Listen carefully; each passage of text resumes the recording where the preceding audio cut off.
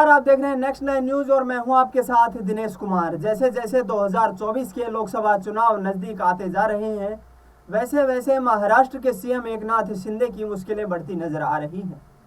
एकनाथ शिंदे ने शिवसेना से बगावत करके देवेंद्र फडणवीस की अगुवाई वाली बीजेपी में शामिल होकर महाराष्ट्र के सीएम बने, जिसके बाद से लगातार बीजेपी के साथ मिलकर वो सरकार चला रहे हैं।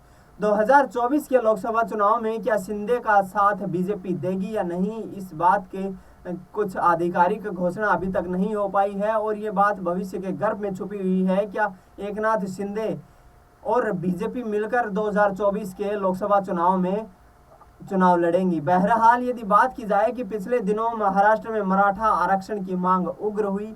मराठा समुदाय ने आरक्षण को लेकर पूरे महाराष्ट्र में जोरदार आंदोलन किया, जिसके बाद सर्वदलीय बैठक बुलाकर सीएम एकनाथ शिंदे ने कहा कि वह महाराष्ट्र में मराठा समुदाय को आरक्षण देने के लिए विचार कर रहे हैं और इसके बाद से महाराष्ट्र में मराठा समुदाय को पूरी रिपोर्ट आने के बाद आरक्षण देने पर विचार किया जाएगा।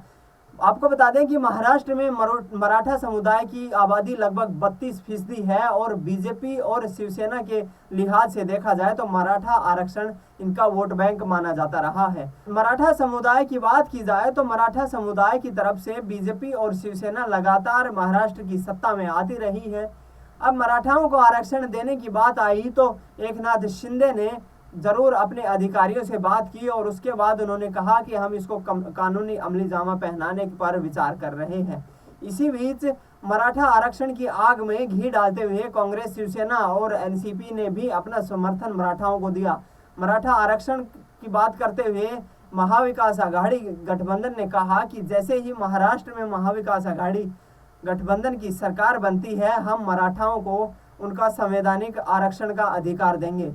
इसी बीच आपको बता दें कि 2021 में सुप्रीम कोर्ट ने यह कहते हुए मराठा आरक्षण की मांग को खारिज कर दिया था कि 50% से ज़्यादा किसी भी संवैधानिक संस्थाओं में किसी भी समुदाय को आरक्षण नहीं दिया जा सकता है और ऐसे में मराठाओं को आरक्षण देने की मांग गैर कानूनी और गैर संवैधानिक है।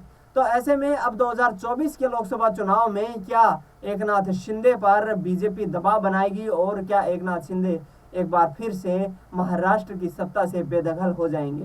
तो चलिए, महाराष्ट्र और देश की तमाम बड़ी खबरों के लिए आप देखते रहिए नेक्स्ट 9 न्यूज। नमस्कार।